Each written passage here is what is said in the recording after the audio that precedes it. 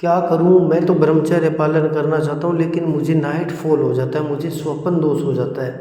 तो क्या करूं, मेरे समझ में नहीं आ रहा। तो अगर बात करते हैं वेदों के अनुसार, जो ब्रह्मचर्य की जो परिभाषा है वो इस प्रकार है कि सात्विक जीवन जीना, शुभ विचारों से अपने वीर्य का रक्षण करना, भगवान का ध्यान करना और विद्या को ग्रहण करना, विद्या अध्ययन करना, ब्रह्मचर्य वेदों के अनुसार ये है।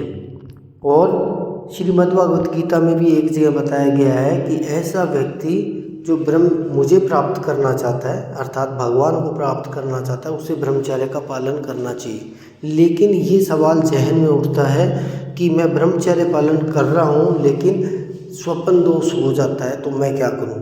तो इसके अंदर दो प्रक्रियाएं हैं। अगर शास्त्रों के मुताबिक बात माने तो एक स्वप्न दोष जो है वो आपका ब्रह्मचर्य को भंग करने वाला माना जाता है। एक प्रकार का स्वप्न दोष ऐसा होता है जो ब्रह्मचर्य को भंग नहीं करता। तो जैसे कि वेदों के अंदर परिभाषा दी गई है, शुभ विचारों के साथ वीर्य का रक्षण करना।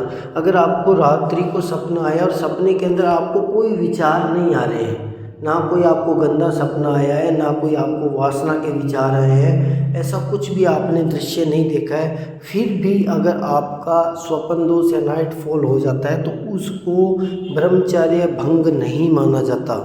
लेकिन दूसरी ओर वहीं पे अगर आपको बुरे विचार आए हैं, कोई बुरा सपना आया है, या आपने बहुत ज़्यादा ऐसा चिंतन करके सोए हो, रात को सोने से पहले ऐसा काम वासना भोग युक्त चिंतन किया है, गंदी फिल्में वगैरह देखी, तब अगर आपको स्वप्न दोष होता है, नाइट फॉल होता है, तो उसको ब्रह्मचर्य भंग की श्रेणी में रखा जाता है। तो इसलिए जो व्यक्ति बिल्कुल पॉजिटिव विचारों के साथ सोता है, सारा दिन उसने कोई भी नेगेटिव विचार, काम वासना का विचार नहीं आने दिया, और शाम को भी कोई आध्यात्मिक चीज़ पढ़कर सोता है और उसको कोई बुरा सपना भी नहीं आया, कोई अश्लील सपना भी नहीं आया, फिर अगर वीर्य नाश हो गया फिर भी तो उसको ब्रह्मचर्य भंग की श्रेणी में नहीं रखा जाता।